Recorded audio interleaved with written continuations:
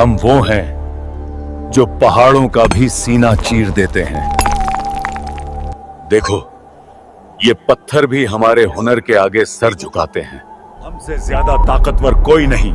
हम पहाड़ों को तराश कर घर बनाते हैं। हमें कौन नुकसान पहुंचा सकता है?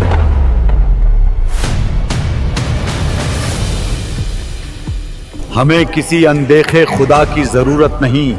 हमारे ये देवता ही हमारे खुदा हैं। हमारे बाप दादा इन बुतों की परस्तिश करते आए, इसलिए हम भी वही करेंगे। हमें किसी के बहकावे में नहीं आना है।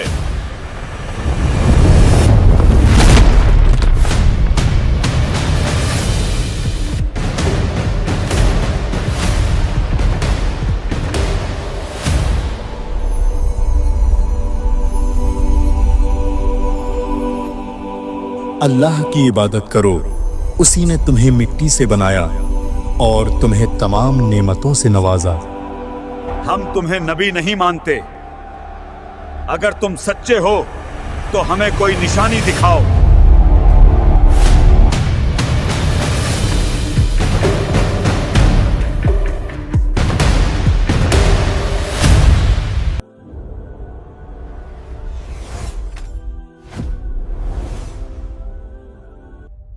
तसव्वुर करें एक ऐसा शहर जिसकी दीवारें सखरा से बनी हों, लोग दौलतमंद और ताकतवर हों, लेकिन दिलों में कुफ्र, गुरूर और जुल्म की आग भड़कती हो।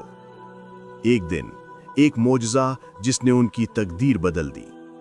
क्या ये सिर्फ कहानी है या एक सबक जो सदियों बाद भी हमारे लिए जिंदा है? कौम समूद एक कदीम और अजीम कौम थी जो सहराओं और पहाड़ों में आबाद थी। उनके मकानात पहाड़ों की चट्टानों को काट कर बनाए गए थे और उनकी तामीराती महारत जमाने के लिए एक मोजज़ा तस्वुर की जाती थी। लेकिन उनकी ऐशो इशरत और ताकत के बावजूद उनके दिल कुफ्र, गुरूर और जुल्म से भरे हुए थे। अल्लाह ताला ने उनके लिए कई नेमतें रखी थीं। ज़मीन ने उनको ज़रखेज़ खेतें दी थीं, जानवर उनके लिए आसानी से दस्तयाब थे और पहाड़ उनकी हिफाजत करते थे। मगर शुक्रगुजार दिल बहुत कम ही थे। उनकी ताकत ने उनके गुरूर को हवा दी और वो हक से मुनहरिफ हो गए। इसी ज़माने में अल्लाह ताला ने अपनी निशानी के तौर पर हज़रत सालेह अलैहिस्सलाम को उनकी रहनुमाई के लिए भेजा। हज़रत सालेह अलैहिस्सलाम एक नबी थे जिन्हें अल्लाह ने हिदायत देने और लोगों को रास्ते पर लाने का काम सौंपा था। उन्होंने कौम समूद को अल्लाह की इबादत करने, जुल्म व ज़्यादती से बचने और सुलह इंसाफ की तरफ आने की दावत दी। हज़रत सालेह अलैहिस्सलाम ने उन्हें खूबसूरत तकरीर और वाज़े निशानियों के ज़रिए समझाया कि अल्लाह की नाराज़गी के सिवा कोई ख़तरा नहीं। उन्होंने कहा, ए कौम समूद, अल्लाह की इबादत करो और ज़मीन में फ़साद न फैलाओ। अल्लाह ने तुम्हें नेमतें दी हैं, मगर ये नेमतें शुक्रगुजारी के लिए हैं, ना कि गुरूर और जुल्म के लिए। लेकिन कौम समूद में कुछ लोग हमेशा की तरह इनाद और तकब्बुर पर कायम रहे। उन्होंने हज़रत सालेह अलैहिस्सलाम की बातों को मजाक और झूठ समझा और अपने पुराने तरीक़ों पर कायम रहे। उनकी सबसे बड़ी शिकायत ये थी कि वो कुदरती नेमतों और सहूलतों पर फ़ख्र करते थे, मगर अल्लाह की तरफ से भेजे गए अंबिया के पैगामात को नज़रअंदाज करते थे। अल्लाह ताला ने उनके दरमियान एक ख़ास निशानी भेजी ताकि उन पर यकीन करने वाले समझ जाएं।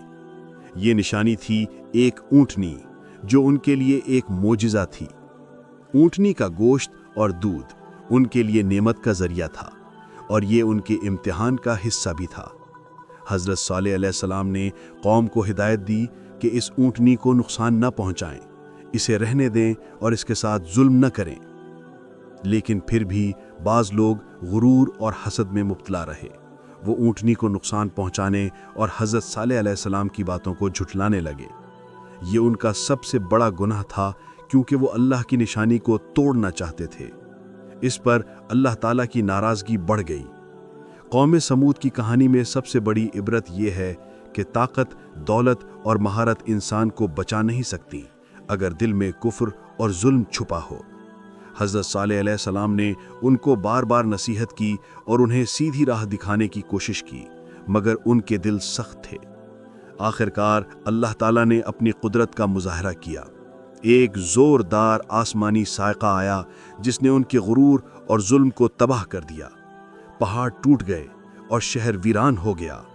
وہ لوگ جو اللہ کے پیغام کو جھٹلانے میں لگے تھے نابود ہو گئے۔ یہ ایک واضح سبق ہے کہ اللہ کی طاقت کے سامنے کوئی بھی قوم محفوظ نہیں رہ سکتی اگر وہ نافرمانی اور ظلم میں مبتلا ہو۔